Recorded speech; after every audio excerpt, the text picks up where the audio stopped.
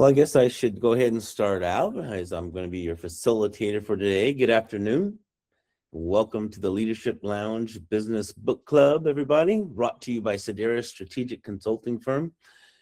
As I was mentioning, I am the facilitator for today, and my name is Coach McCoy, or Shannon McCoy, and I'm joined together with my colleagues today that are here. Both are here, Alan Edwards and Chris Duncan, consultants of Sedaris Consulting Firm. So thank you, everybody, for being here. It's nice to have a little group. I appreciate you taking the time to review this publication, share your thoughts, and share what you might implement from what you learned, both personally and professionally. So we are reading The Let Them Theory by Mel Robbins. This week we're discussing two concluding chapters, 19 and 20.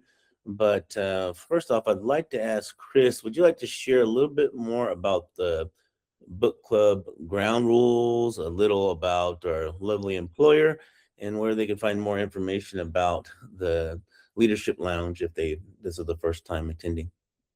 For sure. Let's see, the Leadership Lounge, we exist to keep us all accountable to our reading goals, with the recognition that none of us are reading enough and we should be reading more. And honestly, I will speak for myself in saying that I have trouble starting a book and finishing it. So for me, this is good for me to actually complete the project and be able to say that I read it from front to back and not just getting the highlights from the Cliff Notes. If you're just joining us or you haven't been following along, we do post all of our YouTube short 30-minute shorts onto YouTube.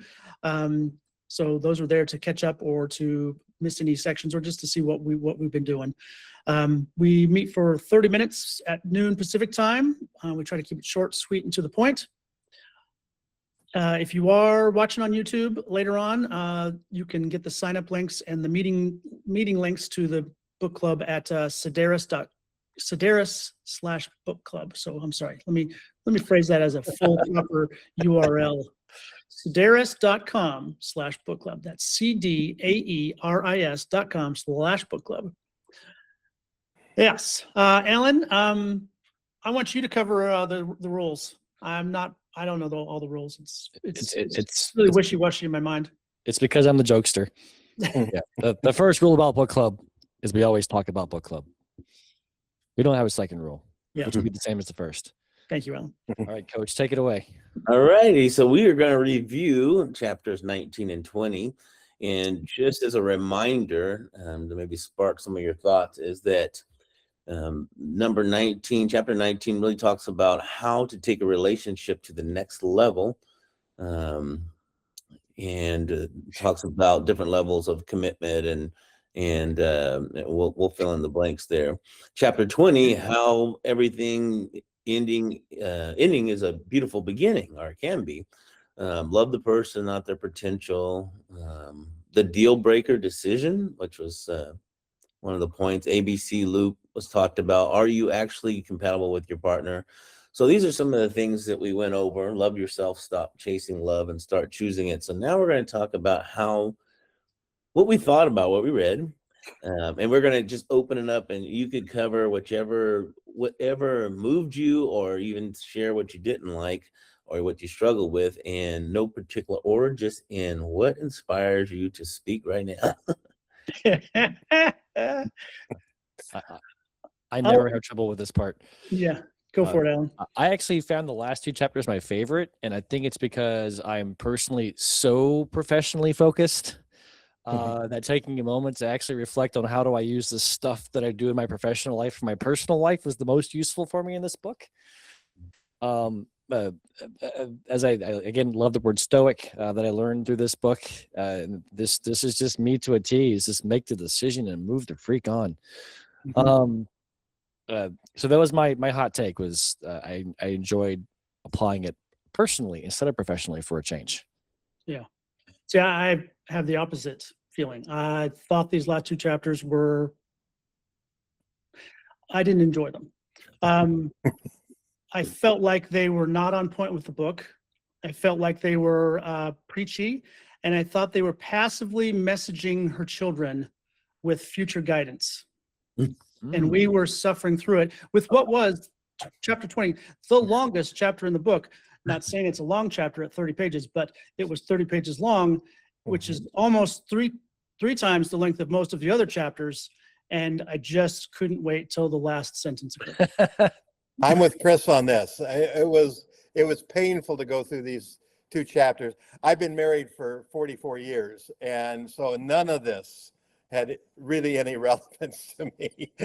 I was glad when I got now to the appendix. Maybe I should just skip ahead and read the index. Yeah. Okay, Jay, I'm going to have to ask, would your wife agree to give your statements? I think she would. She suffered through listening to it this morning with me, and she was glad to get to the appendix as well.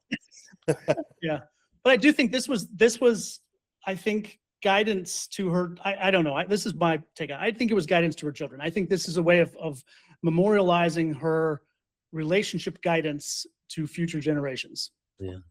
In the longest chapter of the book. Yes. And she had a lot to say and covered it really well from soup to nuts. Just, I don't feel like it had a place in this book.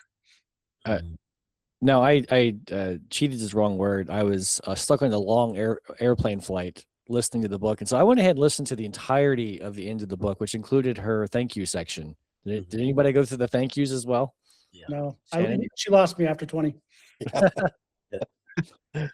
The thank yous were also had tears involved. It was interesting, emotional. Okay. I would have to agree that, and I guess I thought this, but didn't even make a mental note of it. What Chris talked about, that this was kind of like sharing her legacy, basically reminding her kids how much they mean to her and things like that. And the thank yous go over that in detail. Like Alan said, there's actually a lot of emotion. But yeah, I guess that's probably, I don't know if I should say it's a negative, because I could see where that also could be she sincerely wants this for everybody else. But I'll let some of you, like, I don't think Sky's been able to comment, so I'll save that for a little later. My other thoughts, or it's up to you, Sky. I didn't know if you want. Don't want to put you on the spot, because sometimes we have to read. Yeah, no, I was just on mute in perfect time. Yeah, thanks. I'm a little bit leaning more towards Chris. I'm a little bit less enjoyed these chapters. I did suffer through 20. 19 I didn't suffer through, I drudged through. I will, but let me pick out the one positive. I did like the way she framed the conversation with, it was I was actually just trying to find it in here, but I'll just summarize it. The relationship determining decision with the partner of, we've spent time together. Now the person starting the conversation is, I want something more. I want commitment. I think you're the right person. How do you want this commitment? And I like the way she phrased that. And they started off with a couple of negative versions of it, which was, where do you want to go from here? Or open-ended questions. Mhm. And I think this can be translated into business, because you can say closing a sales deal. You can say, so do we think we're good here? Which is a very open-ended, mushy, or you can say, I think we've addressed all of your needs. I think that we have a good deal here. Are you ready to move on? I am, something like that. Which I appreciated the way that she framed that conversation in there. Great application. So there's the positive. The negative was, 20 was hard. I mean, it just didn't flow. I didn't love the fact that all this love is thrown in at the end of this book of generally factual, research-based thought ideas, and then at the end, here's how to find love. All right. Perhaps the reason I identified with this is one, I have a 19-year-old stepdaughter, right, who's navigating early relationships, and I'm seeing these things, and I'm like trying not to do the asshole thing, which you should read this book, which I've thought in my head so many times to so many people in the last few weeks. You should read this book. Why are you being so emotional? Just decide. That's so easy for them, Alan, too. They should just decide.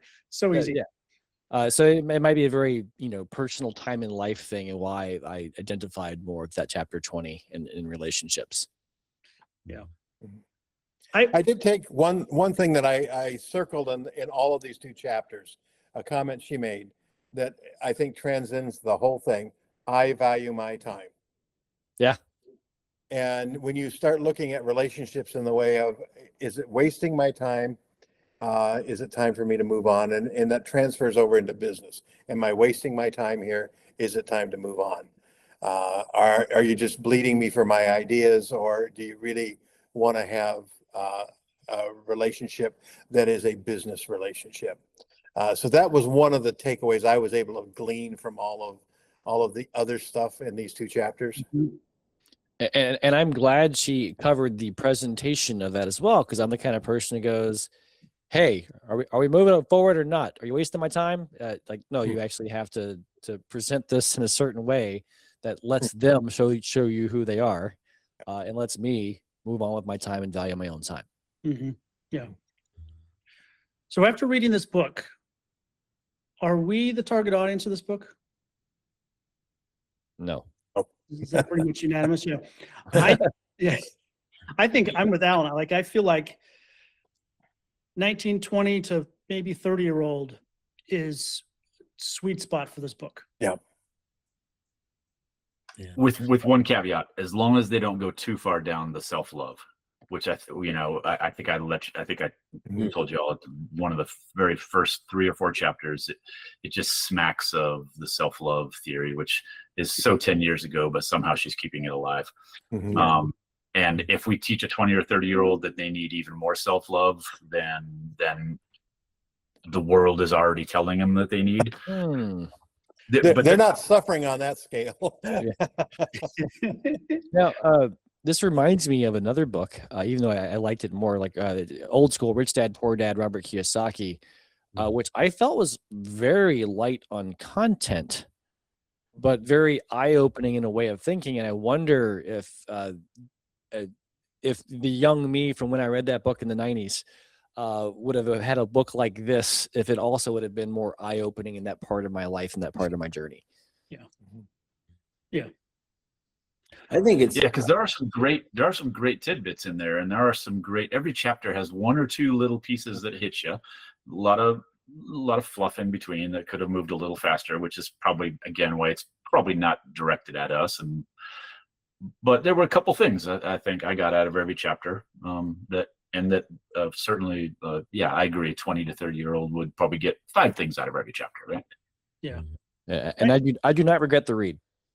Yeah, I agree, Alan. I don't regret the read either. I did think it was going to be completely different. However, I tend to believe that when we're all basically our personal lives bring so much impact to our business, how we show up. And so I think it's important because some people are struggling with relationships that take away from, are they still going to build their business? This relationship may be draining them. It may not be the right relationship. So it's poisoning the well, so to speak, with others that their partners, their clients, if they're drained and show up, just not on point.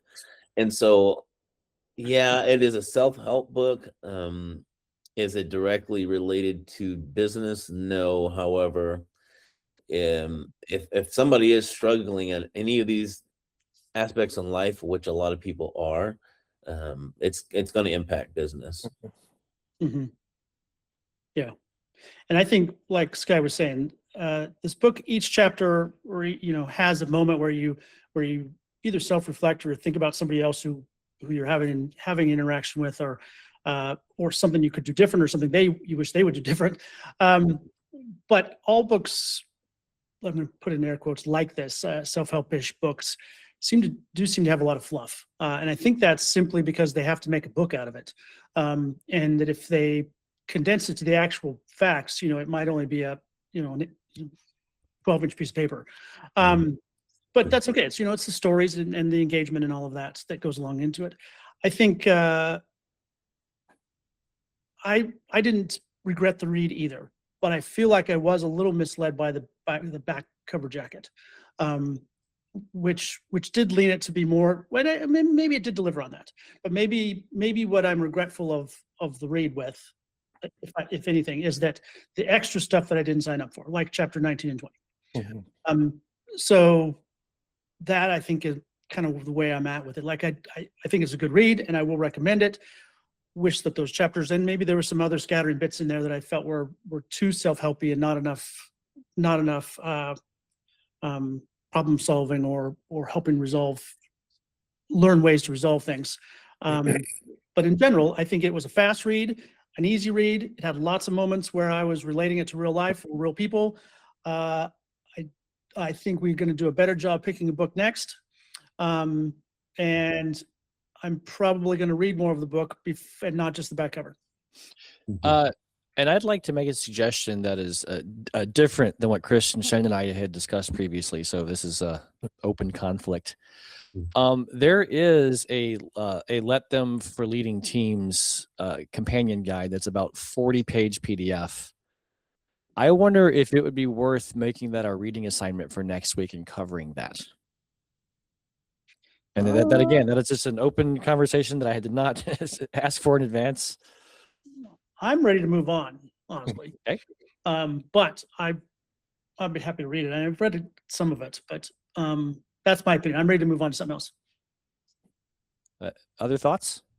I'm ready to move on as well, but I won't be here next week, so, In that case, go for it. so I'm not going to read it anyway. Yeah, well, maybe I'll use this as an opportunity to make a quick little short post about it if I read it then. Yeah. Okay. Is that, can you, and Alan, if you don't mind sending that to me, unless it's on a link somewhere that I missed. Was it on the Sedaris page already? Maybe, but I will, either way, I'll make sure you get it. I Yeah, will if you don't follow mind, up with either that link or a new link. Yeah, because I'll take a quick. Or read better yet, of I'll that. add the link and tell you it was there the whole time. Yeah, let's post it. We'll get it posted to the Do we have the legal right to do that? It's a PDF we got somewhere. you just have to give credit, which it already has. It's the same as the book club, the rights to the other document that we posted. So yes, Yeah. they're encouraging posting it actually. Okay. Yeah, I would like to review that too, because I want to get out any nuggets that I can, especially if it's that brief. So it doesn't sound too horribly long. Some of us don't know where that page is. Sedaris.com/book club. Okay. Oh, see, yeah, thank you. You threw the ball right at you. Well, Go ahead. Chris. I have another alternate suggestion. I think our next meeting, we need to do a pitch contest or something. That's not the right word for it, but basically I was going to send out the survey this week of the books that are on our list to think about. And then just have some discussion about what we wanted, which one of those landed well with each of us and what we think it would be going forward. Mhm. And I'll send that ahead to you, Jay, so you'd have Okay. have some warning to think about and send your notes, and we'll read it. We'll read you in proxy. That works. I'm good with it. Yeah. Because we've consolidated a good long list. And the survey is going to go out and it'll get some amount of attention, fingers crossed. But I also think it would be fun to hear what everybody's leaning towards and maybe make a decision while we're here together. So we're going to come next week with a short list, a little bit of premeditation, and then we're going to discuss that short list and conclude the meeting with what book is next week. Yeah. Do you want me to give you a quick preview? I'm down. Yeah. Yes, please. What I was going to ask you at the conclusion, if you could tell us what to expect next week, but we could jump. Matter of fact, why don't we do this, Chris, before you jump into what we're going to do next week, because looks like we're good on time for it, this is a good day for it. Is that first of all, I want to make sure if there's anything else it's very specific about this publication, the entire publication, that you think, okay, this was a jewel for me, and this is how I plan on using it. I have a couple of women in my life who I would like to read this book. Mhm. That's how I plan on using it. Forwarding the audiobook on to. Yeah, I mean, it honestly, it explains how I already think. So this book was not incorrect in most ways, in my opinion. We just, as business owner or my own weirdness, I feel like I had already figured that out, even if I couldn't name it. And like for my wife, I'd like her to at least understand how I think, if not maybe nudge a little way in that direction. But I can't make her do things, as the book says. So you think that this book, so if this book could be retitled, it would be Welcome to Alan's Brain. Yeah, or my more my spirit than my brain in this case. Yeah. Uh, yeah, just the number of times in the last month I used the specific words to her, typically around, we were just in Mexico traveling with a group, which we do not normally do, and now I know why. And she was just doing these things. I was like, just let them do that. Like, it's okay. It's okay if they overpay for the taxi, right? It's okay if they're 5 minutes late to that meeting. It's not your meeting. It's not with you. Let them, and let you be sane and happy. Mhm. That's fantastic, Alan. Yeah. Yep. I hope he doesn't read this. Hear this. What was that movie where there was a cartoon or animated movie that had it went into the brain of some, I didn't watch the movie. My kids were way up long and old. Inside yeah. Out. Yeah. Inside Out. Out. Yeah, Okay. that was a good one.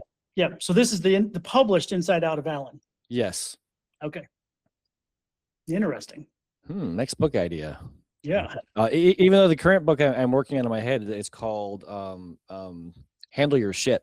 And it's going to be a series of stories where people did not handle their shit and it got bad. And like, if you just would have handled this in the first place, I just got to see if I have enough interesting stories and types of stories between mental stuff to work on and physical stuff and procedural stuff.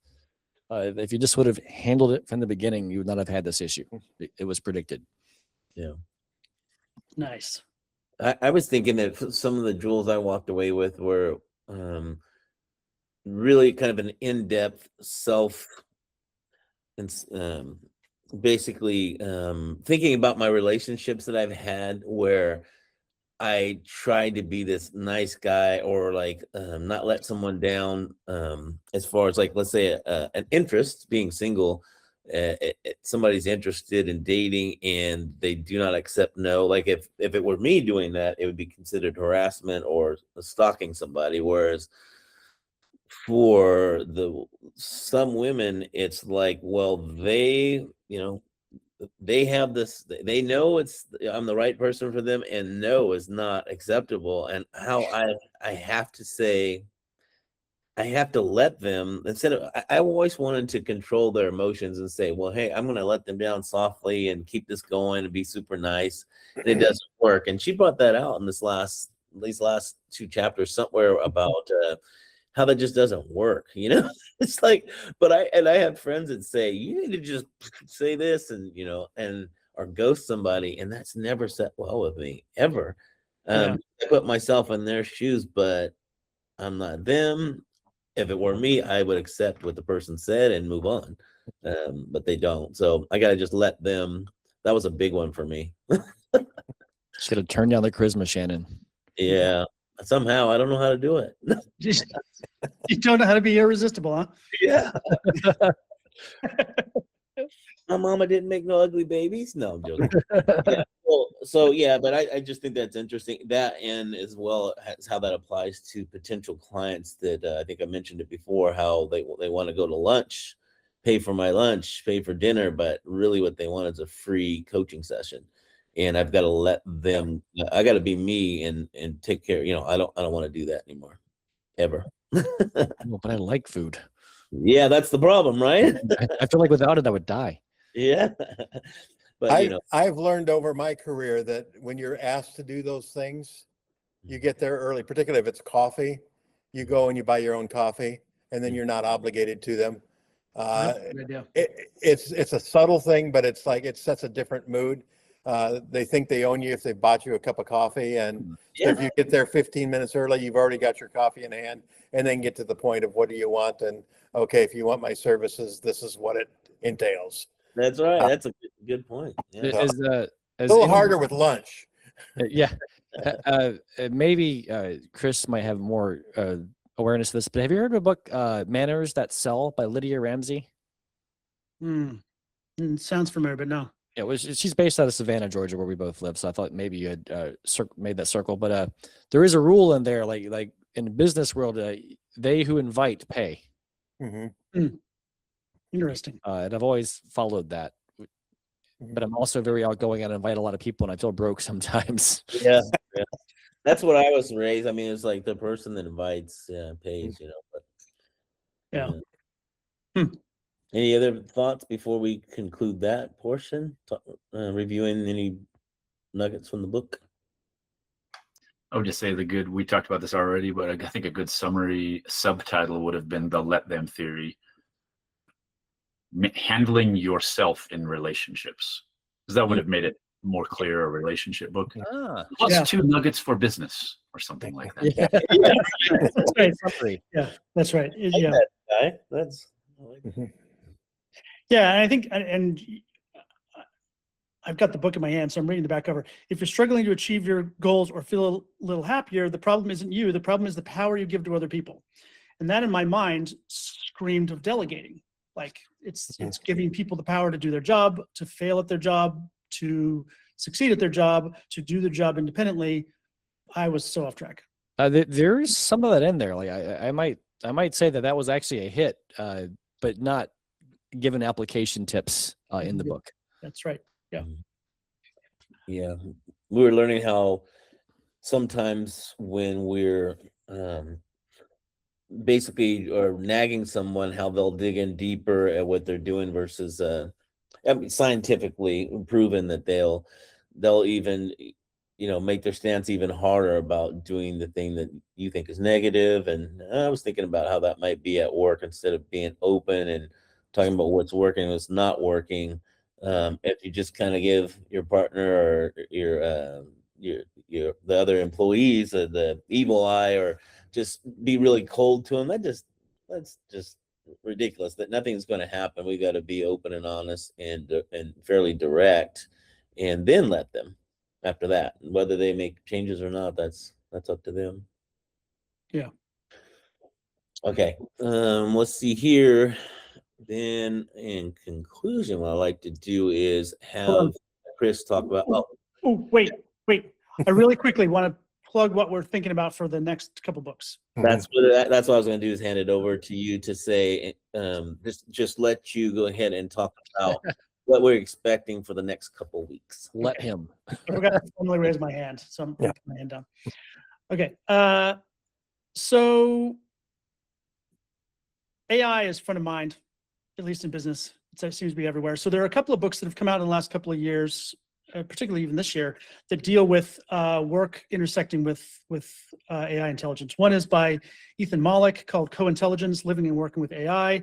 How to, not specifically how to use the tool, but how it integrates with work, and the framing of it as framing of it in our workplace. So that was an interesting one. And I thought in general that if the AI is intriguing to me right now, just for all the things it's being used for, and that might be an interesting theme to talk about. So there was another AI one that came out this January by Zach Cass, called The Next Renaissance. AI and the Expansion of Human Potential. So that one was on there. Shannon was reading or looking at the short descriptions, and Leading with Strategy: Using Your North Star to Guide Decision Making was on his list, as well as